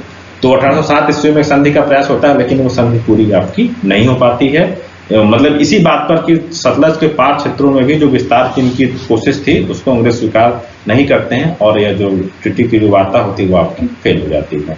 अब होगा क्या आपका, लेकिन इसी के बाद आपका जैसे ही उधर आपका नेपोलियन के आक्रमण का भय समाप्त होगा, तुरंत डेविड ऑक्टरलोनी एक सेना लेकर के लुधियाना पहुंच जाएगा, और जब सीमा पर पहुंच जाएगा तब आपका अंग्रेजों ने उनको भय दिखा करके अपनी सेना के माध्यम से एक 1809 ईस्वी के अमृतसर के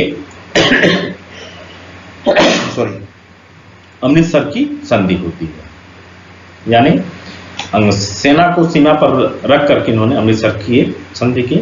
अब इस संधि के माध्यम से क्या होगा, दोनों ने एक दूसरे को अपना मित्र स्वीकार किया। अंग्रेजों ने कहा कि भाई हम सतलज के उत्तर में कोई हस्तक्षेप नहीं करेंगे, आपके सारे राज्य को स्वीकार कर रहे हैं कि भाई वो आपका साम्राज्य है, आप पश्चिम में अपना विस्तार कर सकते हैं, लेकिन सतलज के पार पर तो आपका कोई दावा नहीं रहेगा क्योंकि सतलज के पार जो क्षेत्र है वो आपके क्या है, वो हमारे संरक्षण में आते हैं। ठीक, इस तरीके से क्या होगा, मुख्य रूप से यह है कि सतलज पार पर राजा रणजीत सिंह ने अपना पूरा दावा आपका छोड़ दिया, और साथ ही कहा कि भाई हम सतलज नदी के आसपास यानी जो अंग्रेजों और रणजीत सिंह की सीमा है उसके आसपास बहुत ज्यादा सेना का जमाव वहां पर वो नहीं करेंगे। ठीक है, तो इससे क्या होता है आपका सतलज के पार रणजीत सिंह का अभियान रुक जाएगा और उनको पश्चिम में विस्तार की पूरी छूट मिल जाएगी, और उसी के बाद उन्होंने पेशावर, कश्मीर और लद्दाख वगैरह को उन्होंने जीता। अब इसके इधर क्या, लेकिन इधर अंग्रेजों के लिए फायदे की बात क्या है कि अभी तक उनकी सीमा क्या थी आपकी, अभी तक सेकेंड एंग्लो मराठा वार के बाद उनकी सीमा यमुना नदी थी आपकी, लेकिन अब क्या हो रहा है आपका, इस अमृतसर की संधि के बाद उनकी सीमा आपकी चली जाएगी सतलज नदी तक। ठीक है, तो इस तरीके से आपका अंग्रेजों के लिए फायदा हो रहा है, ज्यादा फायदा हो रहा है आपका, और रणजीत सिंह का यहाँ पर रुक जा रहा है। अब देखिए, अब यहीं पर हम इनका मूल्यांकन करते हैं कि जो अंग्रेजों के साथ इनका संबंध था वो कैसा संबंध था। तो एक तरीके से कुछ लोग कहते हैं कि भाई रणजीत सिंह यथार्थवादी थे, वो जानते थे कि कंपनी क्या है, हमसे मजबूत है, शक्तिशाली है, यदि हम उससे संघर्ष करते हैं तो हो सकता है कि हमारे राज्य का भी नाश हो जाएगा। इसलिए उन्होंने क्या किया, उन्होंने कभी भी अंग्रेजों के साथ संघर्ष करने का प्रयास नहीं किया, और 1809 की अमृतसर की संधि के बाद उन्होंने क्या किया, पूरे लंबे समय तक इन्होंने मतलब हमेशा इन्होंने अंग्रेजों के साथ अपनी मित्रता को निभाया, यानी कभी भी उनका मतलब यदि उनके खिलाफ परिस्थितियां विपरीत हो तो भी इन्होंने उसका लाभ उठाने का प्रयास नहीं किया, बल्कि इन्होंने अब हुआ क्या, अब लेकिन इसकी दूसरी तरफ क्या आपका है, अंग्रेजों ने ऐसा नहीं किया। अंग्रेजों ने जब भी मौका मिला अपने क्षेत्र का विस्तार करने का, अपने स्वार्थों की पूर्ति करने का, उन्होंने मित्रता को साइड रखा और रणजीत सिंह को किनारे करके उन्होंने अपना विस्तार किया। जैसे आपको 3 जगहों पर दिखती है आपकी सिंध क्षेत्र जो आपका है, सिंध क्षेत्र में विस्तार को लेकर के राजा रणजीत सिंह ने एक प्रस्ताव रखा इनके पास कि भाई आइए हम लोग आपस में मतलब एक अभियान करते हैं और सिंध का विस्तार कर लेते हैं। अंग्रेजों ने उसमें कोई रुचि नहीं दिखाई, उनका कोई जवाब नहीं दिया। और 1834 ईस्वी के आसपास रोपड़ में एक जगह इनकी मीटिंग होती है विलियम बेंटिक की और राजा रणजीत सिंह की। जिस समय यह मीटिंग हो रही है, सिंध के विलय के प्रस्ताव पर राजा रणजीत सिंह के विचार को नहीं माना जा रहा, लेकिन उसी समय उसी मीटिंग के दौरान ही अंग्रेजों ने अपना एक मिशन भेज दिया ताकि सिंध में उनके प्रभाव क्षेत्र की वृद्धि हो। इसी तरह शिकारपुर के क्षेत्र को लेकर के भी हुआ था आपका। शिकारपुर के क्षेत्र को राजा रणजीत सिंह की इच्छा के विपरीत इन लोगों ने अपने कब्जे में किया। और फिरोजपुर जो सीमा का क्षेत्र आपका है, अब फिरोजपुर जो क्षेत्र आपका है राजा रणजीत सिंह का, लेकिन उन्होंने जानबूझ करके उसकी सामरिक स्थिति को देखते हुए उसको अपने कब्जे में लिया। अब इतना हो रहा है, लेकिन यहाँ पर राजा रणजीत सिंह ने कोई कार्रवाई अंग्रेजों के खिलाफ नहीं की। दूसरी तरफ रणजीत सिंह के पास कई मौके भी थे जहां वो अंग्रेजों के खिलाफ जा सकते थे और उनकी विपरीत स्थिति का फायदा उठा सकते थे। जैसे जब होलकर आए थे आपके, जब आंग्ल नेपाल युद्ध हो रहा था तो नेपालियों ने सहायता भी मांगा था, लेकिन उन्होंने कोई सहायता उनकी नहीं। किसी तरीके से बर्मा युद्ध के समय में आपका थर्ड एंग्लो मराठा वार के समय भोसले भी इनके पास सहायता मांगने के लिए आए थे, उन्होंने कोई सहायता नहीं की।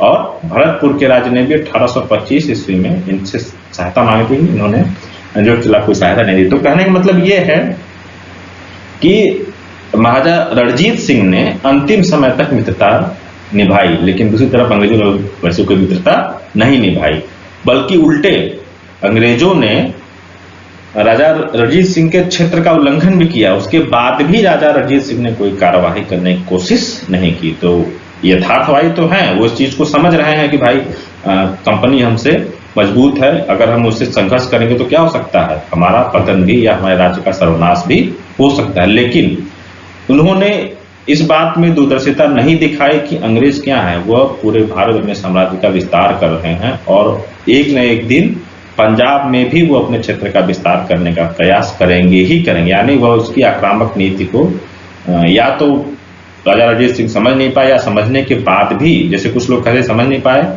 और कुछ लोग कहते हैं कि वो समझते थे, जानते थे, लेकिन उन्होंने क्या किया, उन्होंने अपने बुरे दिन को टालते रहे कि भाई अगर युद्ध हो, अगर होगा तो हमारे समय में ना हो, बाद में होना होगा तो होगा।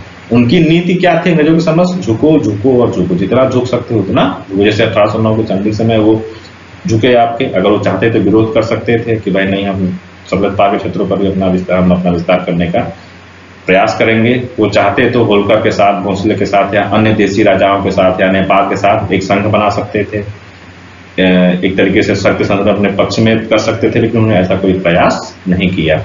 और निष्कर्ष रूप में कहा यही जाता है आपकी अंग्रेजों के साथ उनकी इंफीरियरिटी कॉम्प्लेक्स था, यानी वो अपने आप को उससे हीन मानते थे और इसीलिए उन्होंने अंग्रेजों के खिलाफ कोई प्रयास, कोई शक्ति मतलब कोई विस्तार का प्रयास या कोई संघ बनाने का प्रयास उन्होंने नहीं किया।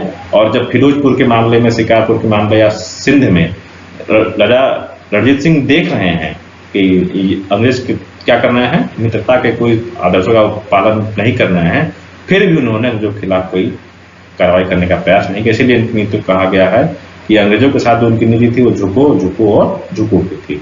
और इनकी एक पॉलिसी थी कि भाई अब आप मतलब अगर संघर्ष होना भी तो बाद में हो, हमारे समय वो संघर्ष आपका नहीं है। तो मिला जुला के हम कह सकते हैं कूटनीतिक दृष्टिकोण से या दूरदर्शिता के पॉइंट पर राजा रणजीत सिंह अंग्रेजों के सामने फेल हुए आपका। लेकिन सिख राज्य के दृष्टिकोण से, सिख साम्राज्य के दृष्टिकोण से महाराजा रणजीत सिंह काफी रिनोन पर्सनालिटी है। उनको शेर पंजाब कहा गया है क्योंकि वो उन्होंने क्या किया है, पंजाब में सिख साम्राज्य की स्थापना की थी जिसकी सीमाएं काफी विस्तृत थी आपकी। तो इस तरीके से आपका अंग्रेजों का संबंध राजा रणजीत सिंह के साथ आपका होता है।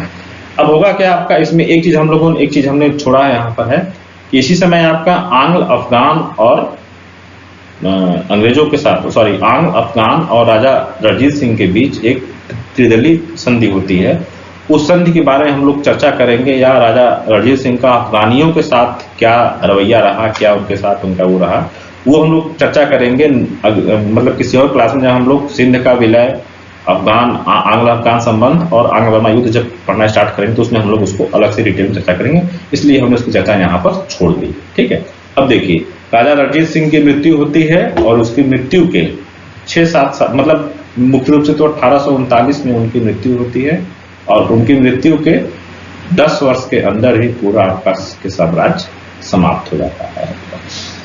तो कह सकते हैं कि किसी तरीके से आपका रणजीत सिंह के समय तक वो क्या था, संभला हुआ था। जिस तरीके से रणजीत सिंह ने अंग्रेजों के साथ अपने समय में कोई संघर्ष करने का प्रयास नहीं किया, उसी तरीके से अंग्रेज भी इस बात को समझते थे कि भाई राजा रणजीत सिंह एक पावरफुल आदमी है, उनके समय में हम सिख राज्य को अपने साम्राज्य में शामिल नहीं कर सकते हैं या बहुत मुश्किल होगा, इसलिए क्या किया, उन लोगों ने भी वेट किया। लेकिन जैसे ही उनकी मृत्यु होती है आपका, अंग्रेजों ने तुरंत उसके लिए प्रयास करना, उसके सिखों की राजनीति में हस्तक्षेप करना, उनकी आंतरिक राजनीति में हस्तक्षेप करना शुरू कर दिया, और जल्द ही आपका वैसी परिस्थितियां भी निर्मित हो जाती हैं कि अंग्रेजों को अंततः युद्ध करने का मौका मिलता है। और 2 युद्धों के बाद उन्होंने क्या किया, आपका सिख साम्राज्य को पूरी तरीके से अंग्रेजी साम्राज्य में शामिल किया। सबसे पहले हम देखते हैं कि जो प्रथम आंग्ल सिख युद्ध है आपका, उसकी पृष्ठभूमि क्या है आपको देखिए। रणजीत सिंह की मृत्यु होती है 1829 ईस्वी में।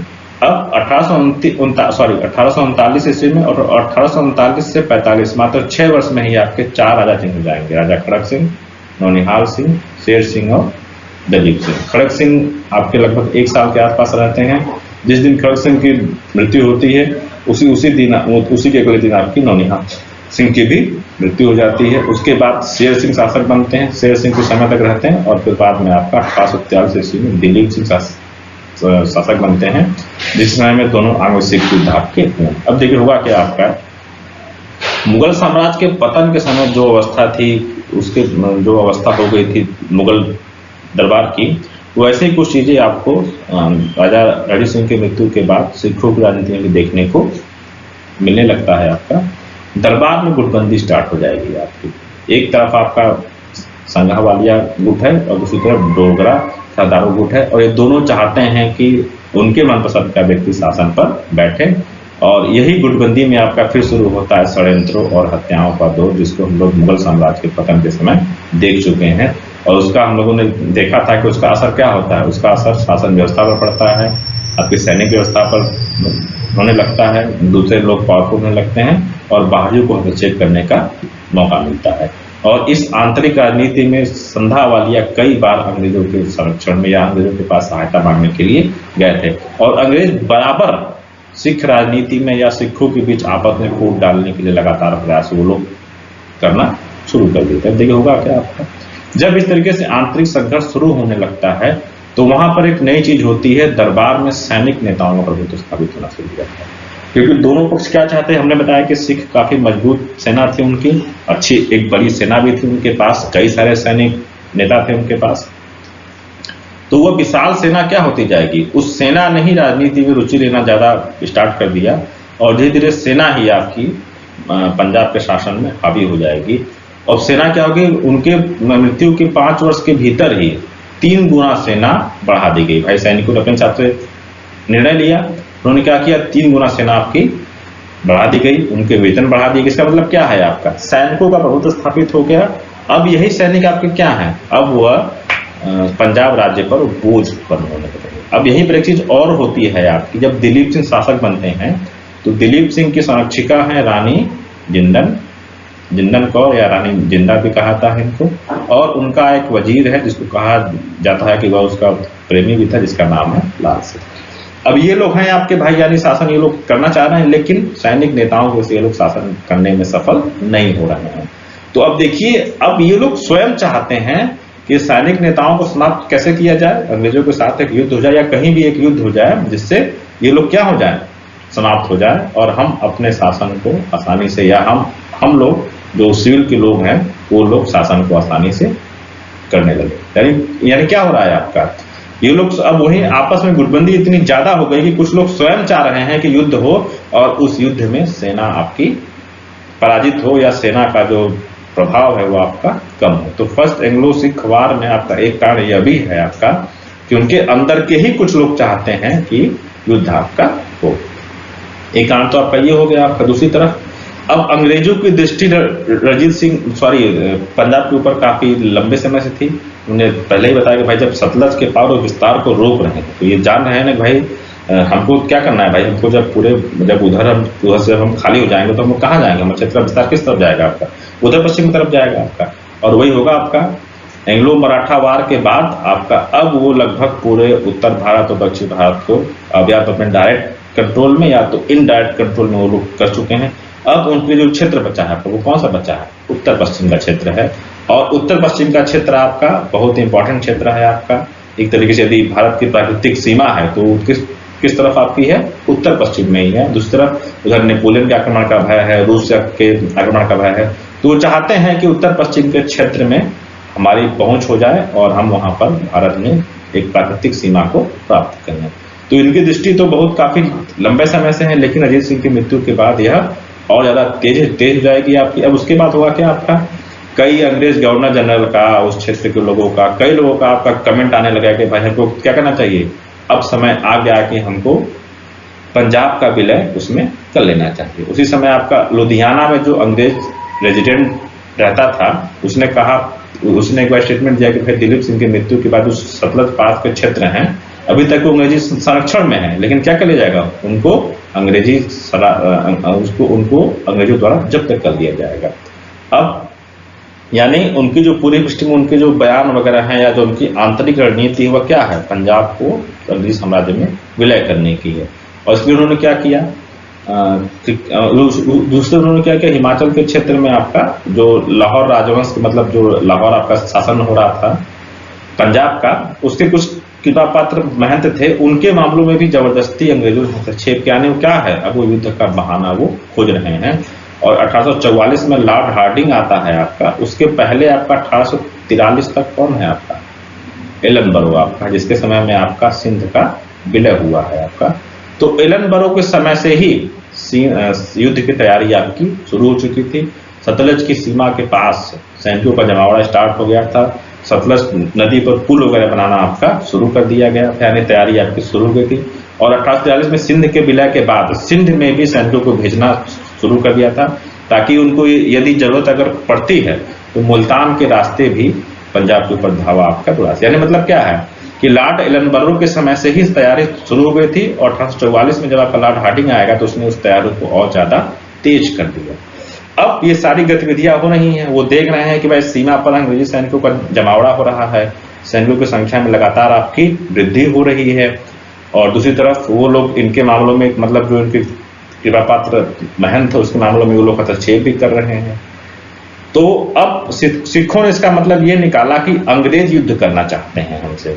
अब उनके इस अर्थ को और ज्यादा बल किसने दिया, जो उनके साथ के ही सिख सरदार हैं वो लोग ही उसको ज्यादा बल दे रहे हैं कि हाँ ये देखो अंग्रेजों मतलब उनका तो कामुक समाज से हमने जिक्र किया भी कि कुछ लोग चाहते हैं कि सैनिकों का प्रभाव तब समाप्त होगा जब एक युद्ध हो जाए, और युद्ध के माध्यम से वो सैनिक नेताओं के या जो सिख सरदार जो सेना में है जो महत्वपूर्ण पद पर है उनके प्रभाव को कम करने का उनको रास्ता समझ में आता है कि युद्ध हो। तो वो स्वयं भी वहां से भी उनको उकसा रहे हैं कि हाँ देखो ये लोग जो अंग्रेज लोग हैं वो तुम्हारे साथ मतलब हम लोग साथ युद्ध करना चाहते हैं।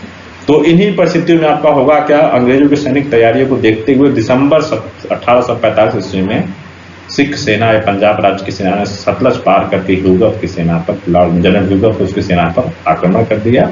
और यहीं से आपके प्रथम आंग्ल सिख युद्ध की शुरुआत हो जाती है। अब ये युद्ध बहुत लंबा युद्ध आपका नहीं चलता है, करीब 3-4 अनिर्णायक लड़ाइयाँ होती हैं।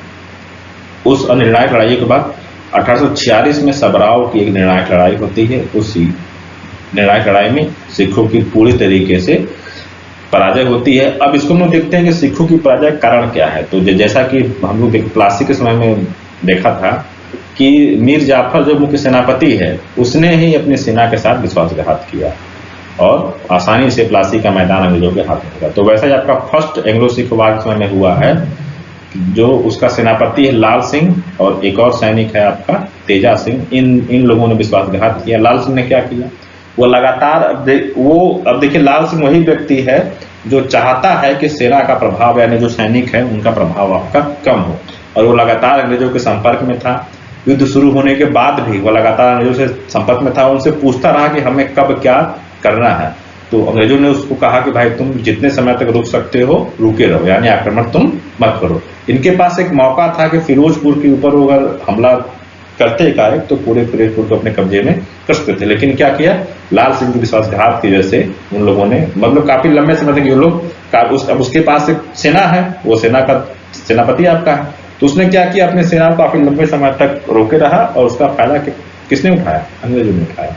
इसके साथ ही साथ लाल सिंह और तेज सिंह ने सिखों की एक रणनीति थी खाइयों की, यानी उन्होंने अंग्रेजों से युद्ध करने के लिए कई खाइयां बनाई थी। उन खाइयों का भेद उन लोगों को स्वयं, मतलब उन लोगों को अंग्रेजों को बता दिया और स्वयं ये लोग बिना लड़े भाग गया, यानी स्वयं तो सेना लेकर के ये लोग हट गए वहां से, और साथ ही साथ जो सेना युद्ध कर रही है उसकी जो रणनीति थी उसको उन्होंने, और बहुत ही सफल रणनीति थी उनकी, यानी अगर न बताते तो हो सकता है कि अंग्रेज इतनी आसानी से जीत नहीं पाते।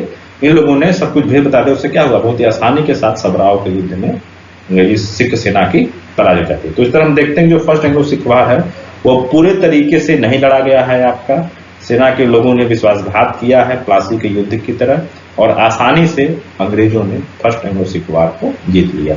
अब हार गए ये लोग, उसके बाद आपकी लाहौर तक अंग्रेजों की सेना चली जाती है और लाहौर पर उनका अंग्रेजों का अधिकार होता है, और वहीं पर आपकी लाहौर की संधि होती है 1846 ईस्वी। ठीक है, मार्च की बात आपकी है ये, मार्च 1846 ईस्वी में संधि होती है। तो वो संधि में क्या होगा, एकदम स्पष्ट हो जाए कि भाई उनसे लिखवा लिया जाएगा महाराजा दिलीप सिंह से कि आप और आपका कोई भी उत्तराधिकारी सतलज पार के प्रदेश में कोई अपना दावा नहीं ठोकेगा। यानी क्या हो जाएगा, आपका वो क्षेत्र पूरे तरीके से अंग्रेजी संरक्षण में नहीं, अंग्रेजी साम्राज्य में वो शामिल हो गया। सतलज और ब्यास के जो दुर्ग हैं आपके, मुख्यतः जो क्षेत्र हैं, वो सारे क्षेत्र आपको अंग्रेजों को प्राप्त हो जाएंगे। युद्ध हर जाने के रूप में लगभग 1.5 करोड़ रुपए की मांग की गई थी, जिसमें से 50 लाख रुपए उन्होंने वो दे पाए थे, क्योंकि उनके पास बाकी पैसा आपका नहीं था, तो उन्होंने क्या किया, कश्मीर और हजारा के क्षेत्र को दे दिया, यानी 1 करोड़ रुपए के बदले। और वो 1 करोड़ रुपए के लिए उन्होंने क्या किया, अंग्रेजों ने कश्मीर को गुलाब सिंह के हाथों, जो एक डोगरा सरदार है आपका, उस गुलाब सिंह को उन्होंने बेच दिया। अब इसके साथ साथ और क्या कि इन्होंने भाई क्षेत्र ले लिए और सतलज के पार पर से दावों को समाप्त कर दिया। और क्या किया इन्होंने कहा कि भाई आपकी सेना 12,000 अश्वारोही और 20,000 पैदल से, यानी वही चीज है पहले चीजों को आप लोग याद कीजिए, जब सहायक संधि होती थी या जब संधि होती थी तो युद्ध में जीतने के बाद ये लोग हजाना भी लेते थे, सैनिकों की संख्या को कम करते थे, और एक कि किसी भी यूरोपीय व्यक्ति को सेना में नौकरी या पंजाब राज्य में नौकरी आपको नहीं दी जा सकेगी। और एक तथ्य, एक फैक्ट शामिल करवाया गया कि जैसे भाई कभी भी अगर जरूरत पड़ती है तो पंजाब से अंग्रेजी सेना पंजाब के क्षेत्र से जा सकती। हुआ क्या था कि राजा रणजीत सिंह के समय जब अफगान अभियान का एक प्लान बन रहा था, तो राजा रणजीत सिंह ने कहा था कि भाई हम उस अभियान में शामिल होंगे, लेकिन हमारी एक शर्त है कि जो अंग्रेजी सेना है वह पंजाब के क्षेत्र से नहीं, यानी आपको जाना है तो आप सिंध के रास्ते से जाइए, लेकिन पंजाब के क्षेत्र से हम आपको नहीं जाने देंगे। तो उसमें आपका क्या होगा, उस क्षेत्र में भी आपका पंजाब के क्षेत्र से अंग्रेजी सेना के जा सकने का प्रावधान भी इस संधि में शामिल किया जाएगा। और फिर वही पुरानी चीज, एक अंग्रेज रेजिडेंट की नियुक्ति कर दी जाएगी लाहौर में, और वो रेजिडेंट होगा आपका लॉरेंस, सर जॉन लॉरेंस, जिसकी नियुक्ति आपकी वहां पर की जाएगी। अब यह संधि होती है। अब देखिए महाराजा दलीप सिंह है आपके, लाल सिंह है और रानी जिंदन कौर है आपकी। तो जनता, जो सिख जनता है, उस चीज को समझ रही है। तो कई बार हुआ क्या कि लाहौर में परिस्थितियां थोड़ी विद्रोह टाइप की बन रही थी, तो 2 दिन मतलब लाहौर की संधि के कुछ समय बाद ही आपका एक पूरक संधि होती, जिसमें लाल सिंह कहता है भाई आप लोग 1846 के अंत तक यहाँ पर हमारी सुरक्षा के लिए आप लोग रुके रहिए, यानी उसको डर था इस बात का। तो अब अंग्रेजों को यही तो चाहिए आपका कि भाई आप जितना मौका देंगे उसका उतना फायदा उठाएंगे वो। तुरंत उन लोगों ने उसके साथ, लाल सिंह के साथ एक संधि कर ली कि भाई चलो ठीक है, हम 1846 के अंतिम समय तक हम लोग यहाँ पर रहेंगे। अब देखिए हुआ क्या आपका, अब संधि हो गई।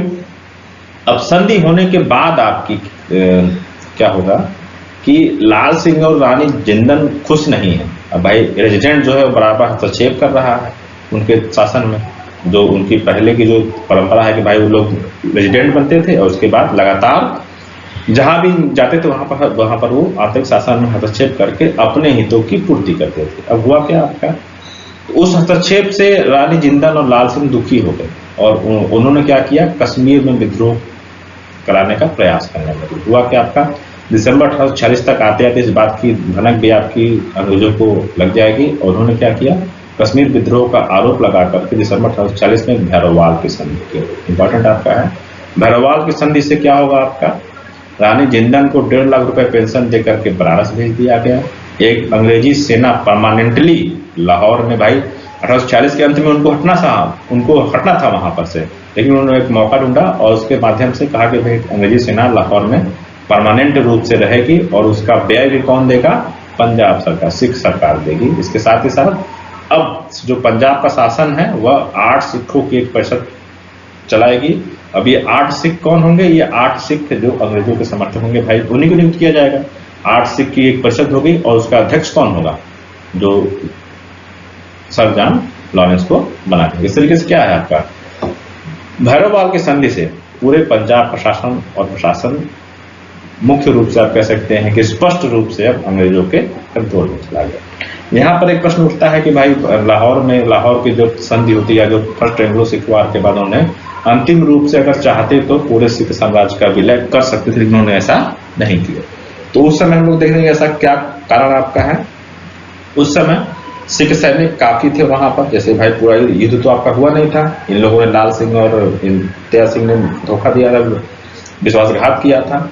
तो काफी सारे सिख सैनिक आपके उपस्थित थे, मतलब काफी संख्या में थे। इनकी गुरिल्ला वारफेयर अभी तक चल रहा था, आपका रुक युद्ध चल रहा था और सिखों के लड़ाकू चरित्र से अंग्रेज परिचित थे। वो जानते थे कि ये इतनी आसानी से हार मानने वाले नहीं, यदि हम तुरंत प्रयास करते हैं तो हो सकता है कि हमको जो हमारी सफलता हमें यहाँ पर मिली हुई है वो हमें खो दे। तो भाई अंग्रेजों की शुरू से नीति रही है कि थोड़ा थोड़ा लो, बहुत ज्यादा के प्रयास में मत पड़ो, जितना मिल सकता है उतना लो, आसानी से लो, फिर भविष्य के लिए परिस्थितियां ऐसी बनाओ ताकि फिर से उनको हस्तक्षेप करने का मौका मिल सके। तो वैसी परिस्थितियां उन्होंने क्रिएट की और उन्होंने अंतिम रूप से सिख साम्राज्य का विलय अपने शासन में नहीं किया। ठीक, तो इस तरीके से आपका फर्स्ट एंग्लो सिख वार समाप्त होता है और अब कह सकते हैं कि फर्स्ट एंग्लो सिख वार के बाद काफी हद तक कंट्रोल अंग्रेजों का सिखों के ऊपर आपका हो जाता है। अब बस ये समय की बात थी, जैसे वही की विलय आपकी क्या है, समय की बात है। जैसे उनको पूरी परिस्थिति वैसी अनुकूल परिस्थितियां उनको मिलेगी, वह बहुत आसानी के साथ सिख साम्राज्य का विलय अपने शासन में। अब आते हैं हम लोग लास्ट जो इनका है सेकेंड एंग्लो सिख वार है आपका, जिसके बाद पूरा सिख साम्राज्य आपका समाप्त हो जाएगा। उसकी दृष्टिकोण में क्या आपकी हमने पहले बताया कि भाई 2 चीजें हैं। एक तो उस समय आपका लॉर्ड डलहौजी आ चुका है, लॉर्ड हार्डिंग के बाद 1848 से 1856, जो बहुत ही प्रखर साम्राज्यवादी है वेलेस्ली की तरफ, और यह कोई भी मौका छोड़ना नहीं चाहता है ब्रिटिश साम्राज्य के क्षेत्र का विस्तार करने का। तो एक तरफ अंग्रेजों के पास कौन है जो समाज विस्तार का मौका नहीं छोड़ना चाहता, वैसे उसको मौका मिलेगा, बल्कि वो मौका बनाएगा और युद्ध के माध्यम से, जिस तरीके से माध्यम से वह सिख साम्राज्य को शामिल करने का प्लान कर रहा है। दूसरी तरफ खालसा की शक्ति क्या हो रही है, खालसा के जो सिख सैनिक है वो अपने आप को फिर से संगठित करना है, वह इस अपमान से दुखी हैं और अपने आप को, भाई उनके पास एक अच्छी हिस्ट्री रही है, तो वो लोग चाहते हैं कि क्या हो, फिर से दल खालसा की शक्ति को पुनर्स्थापित किया जाए और अपने सम्मान को फिर से प्राप्त किया। यानी ये लोग क्या, ये लोग आपस में क्या हो रहे हैं, संगठित हो रहे हैं। अब इसको हम लोगों ने देखा था कि लाहौर की संधि के बाद रानी जिंदा और लाल सिंह रेजिडेंट हस्तक्षेप से दुखी थे, लेकिन उनको भैरववाल की संधि करनी पड़ी थी, जिससे क्या हुआ आपका जो पंजाब की स्थिति थी और ज्यादा बुरी हो गई थी आपकी। ठीक है, अब हुआ क्या आपका बाद में जब लॉरेंस आपका बन गया उस प्रशासन परिषद का अध्यक्ष, तो उसने क्या किया, उसने उन परिस्थितियों का निर्माण करना शुरू कर दिया जिसके माध्यम से कालांतर में जाकर के सिख साम्राज्य का विलय किया जा सके। उसने सबसे पहले क्या किया, रानी की पेंशन कम कर दी उसने और सेना को कम करना शुरू कर दिया उसने। भाई जब सेना रहेगी, जब तक सेना रहेगी तब तक भाई सिख मजबूत हैं, तो उसने क्या किया, सेना को कम करना शुरू कर दिया। उसने क्या किया, जल्द ही उसने कुछ समय में 10,000 सैनिकों की सेवाओं को समाप्त किया। तो जब आप 10,000 सैनिकों की सेवाओं को समाप्त करेंगे तो ये सैनिक लोग क्या होंगे आपके, जाहिर सी बात है आपके विरोध में आ जाएंगे। और बाकी लोग जो सिख जो अन्य राजनीतिक वो लोग देख रहे हैं ना कि भाई ये लोग क्या कर रहे हैं, सैनिकों की संख्या को कम करना है, यानी हमें सैनिक दृष्टि से कमजोर कर रहे हैं। और इसके साथ ही साथ इन्होंने क्या किया, लॉरेंस ने जो शासन के प्रमुख पद होते हैं उसमें सिखों की जंग अंग्रेजों को नियुक्त करना, यानी वो क्या है, स्पष्ट रूप से अब वो धीरे धीरे शासन और प्रशासन में अपने हस्तक्षेप को या अंग्रेजी प्रभाव को बढ़ा रहे हैं। और सिख जो एक लड़ाका जात रही, जो एक लड़ाकू जाति रही है, वो आसानी से इस बात को पचा नहीं पा रही है। तो वो चाह रही है कि युद्ध के माध्यम से ही हम लोग संगठित हों और युद्ध के माध्यम से अपने सम्मान को फिर से प्राप्त करें। इसी समय आपका जो तात्कालिक कारण है आपका, यानी जो दीर्घकालिक कारण आपका मूल कारण है कि वो लोग साम्राज्यवादी विस्तार चाहते हैं। वो लोग चाहते हैं कि पूरे साम्राज्य का विस्तार हो जाए पंजाब में भी, और दूसरी तरफ ये लोग चाहते हैं कि हम अपने सम्मान को फिर से प्राप्त करें। अब जो तात्कालिक मौका मिलता है आपका मुल्तान के गवर्नर मूलराज के विद्रोह का। हुआ क्या, आपका 1844 ईस्वी में मुल्तान का जो पूर्व गवर्नर मृत्यु को प्राप्त होता है और उसका बेटा मूलराज गवर्नर बनता है। जब गवर्नर बनता है तो अंग्रेजों ने कहा कि भाई आप 20 लाख रुपए नजराना दीजिए उत्तराधिकार कर के रूप में, कि भाई आपको उत्तराधिकार हम लोगों ने दे दिया। उसके साथ उससे कहा कि भाई जो कुछ क्षेत्र हैं, आप रावी के उत्तर का कुछ क्षेत्र था, उसकी उन्होंने उनसे डिमांड की। इसके साथ ही साथ उन्होंने मुल्तान के कर में वृद्धि कर दी। जो मुल्तान कर भेजता था लाहौर के पास, उसमें उन्होंने लगभग 30 से 35% की उन्होंने वृद्धि कर दी। अब जो मूल राज था उसने कहा कि भाई हम ये चीज़ें नहीं कर सकते हैं, और उसने त्यागपत्र दे दिया। त्यागपत्र देने के बाद अंग्रेजों ने लाहौर का पूरा शासन उन्हीं के हाथ में है, कंट्रोल में। उन्होंने एक नए गवर्नर की नियुक्ति की और उसकी सहायता के लिए 2 अंग्रेजों को भेज करके 2 अंग्रेज अधिकारियों को मुल्तान दिया। अब ये लोग गए, पदभार ग्रहण कर रहे थे, आसानी से मूल राज ने उसको दे दिया, लेकिन इन्होंने कुछ उद्दंडता की। उसके कारण मुल्तान की जनता ने विद्रोह कर दिया और उन दोनों अधिकारियों को मार दिया। अब हुआ क्या, आपका मार दिया और उन्होंने मूल राज को अपना नेतृत्व करने के लिए बाध्य किया। ठीक है, यानी मूल राज चाह नहीं रहा था, लेकिन फिर भी जनता के दबाव में आकर उसको विद्रोह का नेतृत्व करना पड़ेगा। अब मुल्तान में विद्रोह हो गया। अन्य सिख सैनिक जो हैं आपके, जो अपने भाई खालसा की शक्ति को फिर से प्रतिष्ठित करना चाहते हैं, उनके लिए भी एक मौका मिल गया कि भाई क्या है, हम अब फिर से अपने हमारे पास एक मौका है कि हम सब लोग मिल करके विद्रोह करते हैं और विद्रोह करके फिर से अपने आप को स्थापित करते हैं। तो और दूसरी तरफ अंग्रेज भी युद्ध चाह रहे हैं, तो उन्होंने क्या किया, वो चाहते तो उस विद्रोह को वहीं मुल्तान में समाप्त कर सकते थे, लेकिन उन्होंने क्या किया, उस विद्रोह को पूरे पंजाब में फैलने दिया। और इस तरीके से क्या होगा, पूरे पंजाब में विद्रोह आपका फैल जाएगा और सिख सेना जो भी बची कुची रहेगी वो लोग संगठित हो जाएंगे और निर्णायक युद्ध लड़ने के लिए तैयार हो जाएगा। अब 1848 से 49 इस युद्ध का समय आपका है। नवंबर 1848 में जनरल गाफ ने रावी नदी पार की और रावी नदी को पार कर उन्होंने रामनगर में एक निर्णायक युद्ध लड़ा। इसके बाद ये कुछ फेमस युद्ध हैं जो कई बार पूछ लेता है आपका, किस तट पर है या कब हुआ है, उसमें क्या हुआ है। तो रामनगर में रावी नदी पार करके रामनगर में एक निर्णायक युद्ध लड़ा गया। झेलम के तट पर एक चिलियावाला का क्षेत्र है, चिलियावाला में एक भयंकर युद्ध होता है। अब देखिए, फर्स्ट युद्ध आपका पूरे तरीके से नहीं हुआ था, लेकिन सेकंड युद्ध बहुत ही भीषण होता है और अंग्रेजों को इतनी आसानी से पंजाब साम्राज्य हाथ में उनके नहीं मिलता है। एक भीषण युद्ध होगा, युद्ध में किसी युद्ध का निर्णय तो नहीं होता है, लेकिन अंग्रेजों को उस युद्ध में भारी क्षति पहुंचती है। यानी जो सिख सेना अपनी ताकत का एहसास कराती है। लेकिन फिर बाद में आपका फरवरी 1849 में चिनाब नदी के किनारे एक गुजरात का युद्ध, गुजरात स्थान का नाम है आपका, गुजरात का युद्ध हुआ, जिसमें चार्ल्स नेपियर ने गफ की जगह, भाई गफ जो है आपका सफल नहीं हो रहा था, तो चार्ल्स नेपियर को नेतृत्व दिया गया और उसने तोपों के युद्ध में, गुजरात स्थान का नाम है, गुजरात के युद्ध में, तोपों के युद्ध में निर्णायक रूप से सिखों की हार होती है और अंततः आपका सिख पूरे तरीके से हार जाते हैं। और इस हार के बाद 1849 में सीधे पंजाब का विलय आपका साम्राज्य में कर लिया जाता है। अंग्रेजी साम्राज्य ने पहले कहा कि अब लॉर्ड डलहौजी है जो कोई मौका छोड़ना नहीं चाहता। वो कहा कि अभी सब नहीं कि रियासत बनाओ, उनको थोड़ा सा दे दो, ये सब कर दो या कुछ क्षेत्र छोड़ दो, नहीं, सीधे संपूर्ण पंजाब का विलय अंग्रेजी साम्राज्य में कर लिया जाएगा और हेनरी लॉरेंस की अध्यक्षता में 3 सदस्यीय समिति को उसका प्रशासन आपका सौंप दिया जाएगा और इसी के बाद आपका मूल राज के ऊपर मुकदमा चला करके मूल राज को व्यक्तिगत दे दिया। तो इस प्रकार हम लोग देखते हैं कि दो अंग्रेज सिख युद्धों के बाद पूरा पंजाब का क्षेत्र, जो पंचम क्षेत्र है आपका, बहुत ही महत्वपूर्ण क्षेत्र है सामरिक दृष्टिकोण से भी और प्रोडक्शन के दृष्टिकोण से भाई काफ़ी उपजाऊ क्षेत्र आपका है। तो सामरिक दृष्टिकोण से भी और उत्पादन के दृष्टिकोण से भी एक महत्वपूर्ण क्षेत्र अंग्रेजों के साम्राज्य में शामिल होता है।